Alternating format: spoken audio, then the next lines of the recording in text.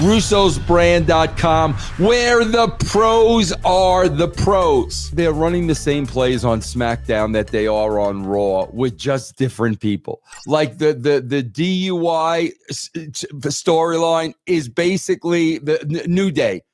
These guys are fighting, and then miraculously they're all on the same page. They ran the same play. Stevie, 4 weeks in a row.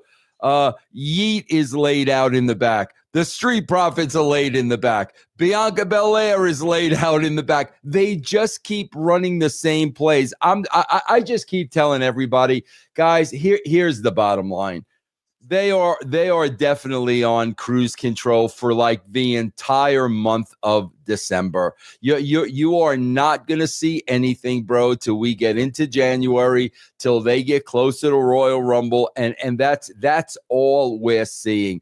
I mean, bro, you know, they open up the show with the Bloodline beating up freaking extras in the back. This group has no heat. We've seen them get beat down week after week after week. I think somebody needs to play back, Hogan, Hall, and Nash to really show Trips what heat is.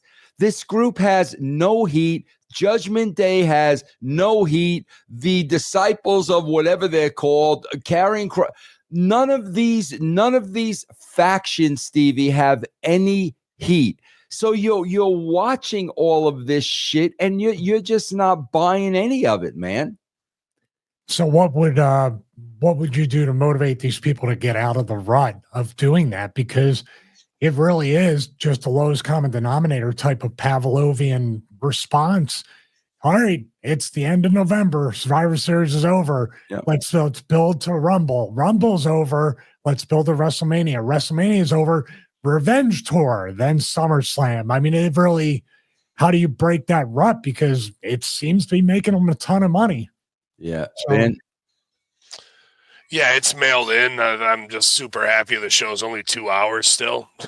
Like, that's the best thing going. In January, Ben? Yeah, it comes. So we've only got 3 weeks left till the pain returns.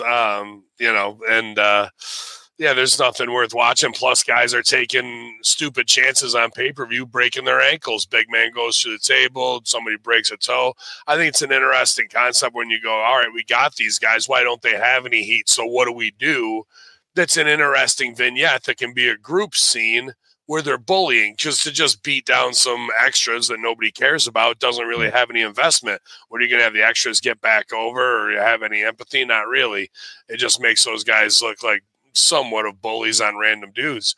I don't know. Is it something as simple as a scene in catering where they come in and cut in front of all the women and show that they don't give a shit, they're a crew, and you know what I mean? They're going to do what they want to and go back to eating chicken like savages like their uncles did, maybe not raw, but is it too late? I mean, come on, man. Out of the gate, this team was the B team. Out of the gate.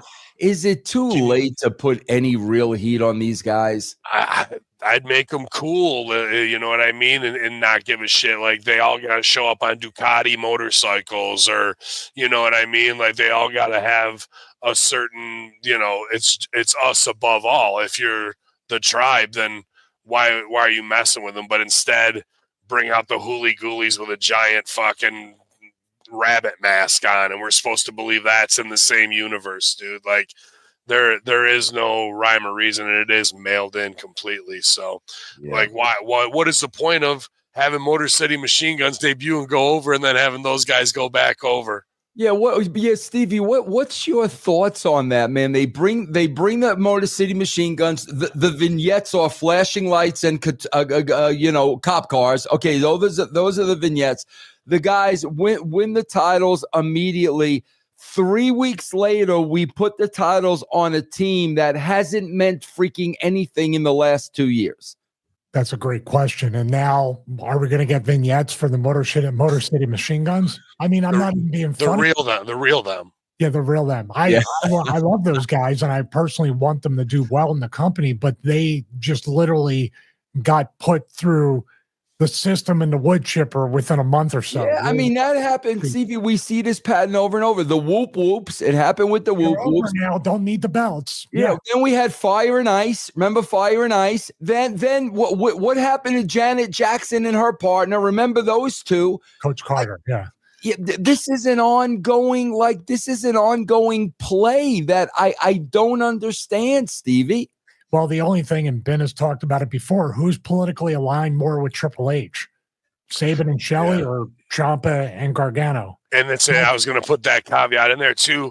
Plus, not that she's like a real factor, but the one girl in that clique got released. The one was with Sam Shaw, whatever he is now. You know what I mean? Indy Hartwell.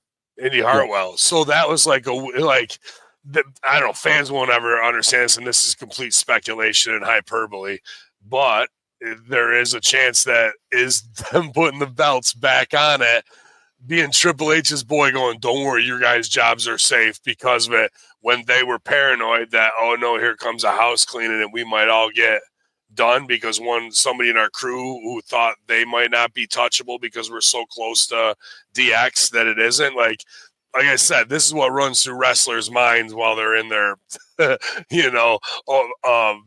that they paid $400,000 for. They don't know where the next check is coming from. You know what I mean? How do I get a hold of Tony Khan? So, were all those guys paranoid because of that? And did they put the belts back on them because of that to reassure them that, no, you're still our dudes? Then why would you release Indy Hartwell? It's interesting. Yeah. God, one thing again, just looking at some of my notes and going through this, man, they've got Bianca Belair with that tape on her ribs, that she's injured and she's all taped up, and then she's racking Piper Niven. What's the point? I mean, if you all your ribs are taped up and you're trying to rack her, and you collapse with her. That's when you do it, because you couldn't do it because your ribs are you get it off and you sold all the heat. The heat meant nothing. I don't understand. And that's not safe for Chelsea Green to be taking that either, dude. I've had some rotund guys that manage me to take bullets for me, and it usually ends with them falling on you. Yeah. It sucks for me, and I'm a big dude. Have a 450-pounder Yokozuna size guy hit you, dude. She's 130, 140 pounds. You know what I mean? And took all of that. That shit was.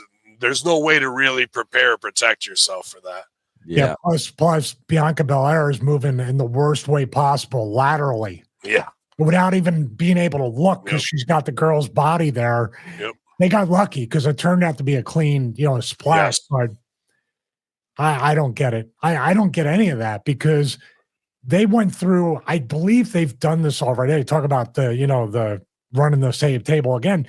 Didn't they have 3, 4, or 5 matches where she couldn't get her, and then finally hit her with the finish? Yeah. And it was a good series of matches, but now just one and done.